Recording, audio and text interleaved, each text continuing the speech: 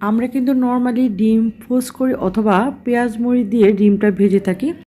ডিমটাকে নর্মাল এভাবে না ভাজি করে আমরা কিন্তু অনেক রকম করে ভাজি করতে পারি। তো আজকে নিয়ে এসেছি 5 রকমের ডিম ভাজির রেসিপি নিয়ে। আশা করছি এই রেসিপিগুলো আপনাদের কাছে অনেক ভালো লাগবে, কারণ অনেক রেসিপি আমাদের জানাও থাকে আবার অজানাও থাকে। একদম ফার্স্ট যে রেসিপিটা, এটা একদম সিম্পল হলেও কিন্তু এটা অনেক ফ্লেভারফুল একটা রেসিপি। একদম ফার্স্ট রেসিপি সেটা হচ্ছে, এখানে আমি একটা বাটি নিয়ে নিলাম একটা ডিম। এখানে আমি হাঁসের ডিম নিলাম, আপনারা যে কোনো ধরনের ডিম নিতে পারেন, মুরগির ডিম অথবা ফার্মের ডিম। দিয়ে দিলাম সামান্য একটু লবণ, আর দিয়ে দিলাম সামান্য একটু পানি। অবশ্যই কিন্তু সামান্য একটু পানি দিব। এখন এটাকে ভালো করে মিক্সড করে নিব, একদম চামচ দিয়ে 1 মিনিটের মতো কিন্তু ভালো করে মিক্সড করে নিব। মিক্সড করে তারপর এখানে একটা প্যান বসিয়ে দিলাম, প্যানের মধ্যে দিয়ে দিলাম সামান্য একটু তেল। তবে এই ডিম ভাজিটা কিন্তু একদম সিম্পল হলেও কিন্তু এটা কিন্তু অনেকেরই অজানা থাকে, কারণ এই ডিম ভাজিটা এত সুন্দর একটা গ্রান হয় যে একদম পুরো বাড়ি এটার গ্রান হবে, আর এটা ফুল একদম ডাবল হয়ে যাবে। সেটা আমি বলছি, ডিমটার মধ্যে কিন্তু সামান্য একটু পানি দিয়ে ভালো করে ফেটিয়ে নিতে হবে। এখন এই তেলটাকে ফুল গরম করতে হবে, একদম ভালো করে গরম করে তারপর এই ডিমটাকে এখন দিয়ে দিলাম। দিয়ে দিলে দেখবেন এটা এতটা ফ্লাফি হবে যে কি বলবো, একদম ফ্লাফি হবে। আর এটা খুব সুন্দর গ্রান হবে, আর এই গ্রানটা মনে হয় যেন পুরো বাড়ি ছড়িয়ে যায়, এত সুন্দর গ্রান হয়। আর ডিমটা কিন্তু একদম সফট হবে। এটা কিন্তু ফার্স্টে একদম হাইটে দিতে হবে, চুলাটাকে একদম ফার্স্ট থেকে হাইটে রেখে এটাকে ভাজতে হবে। চুলাটাকে একদম ফার্স্ট থেকে হাইটে করে তারপরে ডিমটাকে দিয়ে দিতে হবে। ডিমটাকে দিয়ে আবার সাথে সাথে উল্টিয়ে দিতে হবে, কারণ ডিমের উপর পাশটা পুড়ে যাওয়ার সম্ভাবনা থাকে। আর এটা কিন্তু চুলাটাকে কোনোভাবেই লো করা যাবে না, তাহলে কি হবে, ডিমটা একদম হার্ড হয়ে যাবে, সফটনেসটা থাকবে না ডিমের মধ্যে। তারপর এটাকে উঠিয়ে নিতে হবে। দেখবেন এটা এত সুন্দর হয়, দেখতে খুব সুন্দর হয়, আর এটা খেতে খুবই টেস্টি হয়, আর এটা খুবই ফ্লেভারফুল হয়, ফ্লাফি হয়। তো আশা করছি এই রেসিপিটি আপনাদের কাছে একটু হলেও ভালো লেগেছে। এটা ছিল একদম সিম্পল। তারপরে চলে যাচ্ছি পরবর্তী রেসিপিতে, সেটা হচ্ছে এখানে একটা আমি প্যান বসিয়ে দিলাম, প্যানের মধ্যে দিয়ে দিলাম সামান্য একটু তেল। তারপর এখানে আমি একটা ডিম দিয়ে দিলাম। এই রেসিপিটা কিন্তু আমার বাচ্চারা খুবই পছন্দ করে, কারণ এই রেসিপিটা কিন্তু খুবই দ্রুত করা যায়। এখন এখানে আমি কিছু লবণ আর সাথে কিছু গোলমরিচ দিয়েছি। এখন দিয়ে দিলাম কিছু পেঁয়াজ কুচি। তারপর এখানে দিয়ে দিব মরিচ, কাঁচা মরিচটা দিয়েছি। আপনারা চাইলে এখানে কিছু চিলি ফ্লেক্স দিতে পারেন। তারপর দিয়ে দিলাম গ্রিন ক্যাপসিকাম, এখানে আপনারা ইয়েলো বা রেড ক্যাপসিকামও দিতে পারেন। এখন আমি দিয়ে দিব কিছু ধনেপাতা কুচি।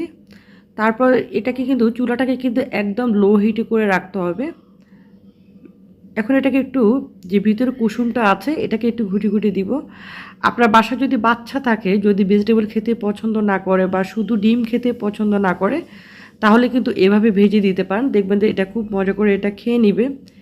তো এখানে আমি দেখুন আবার একটু গোলমরিচের গুঁড়ো অ্যাড করে দিয়েছি, একটু ঝাল লাগলে এটা কিন্তু খুবই ভালো লাগে।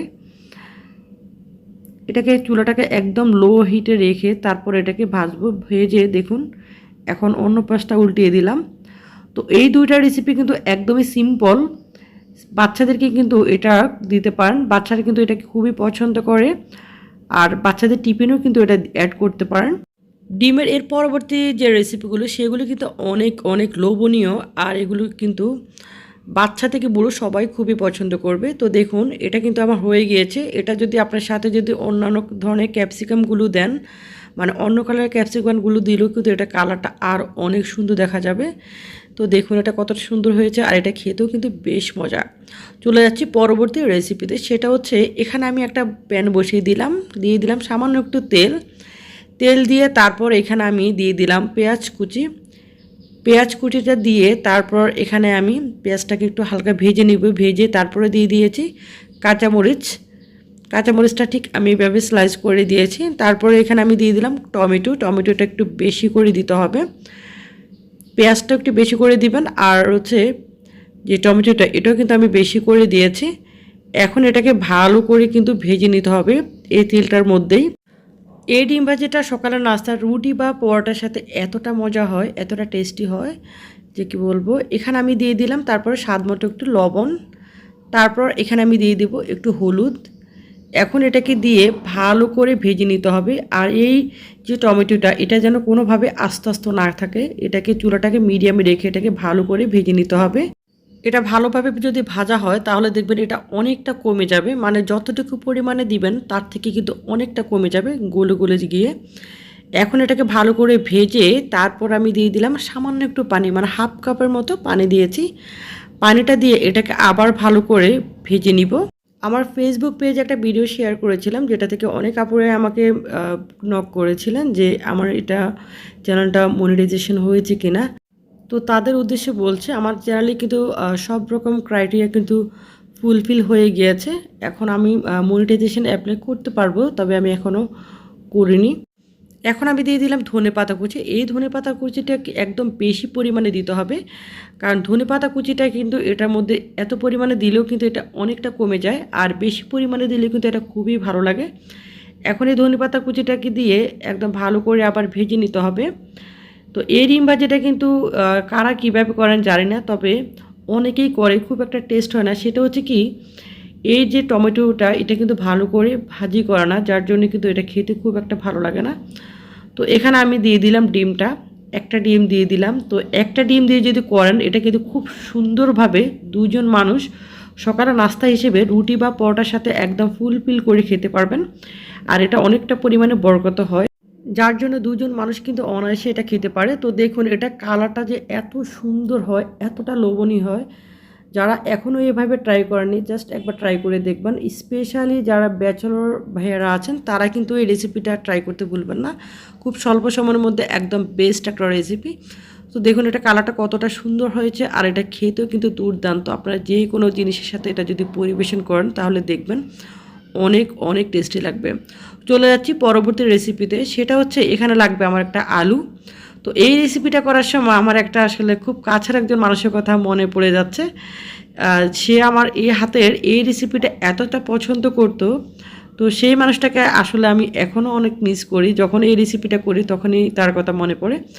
তো এখানে আমি একটা বাটি নিলাম, দিয়ে দিলাম পেঁয়াজ কুচি। পেঁয়াজটাকে একদম মিহি করে, যতটা মিহি করে কুচি করা যায়, দিয়ে দিলাম মরিচ, এভাবে স্লাইস করে দিলাম। আর এখানে লাগবে আলু। আমি ফার্স্টে যে আলুটা দেখিয়েছিলাম সেই আলুটা একদম ভালো করে কুচি কুচি করে ভালো করে ধুয়ে নিয়েছি।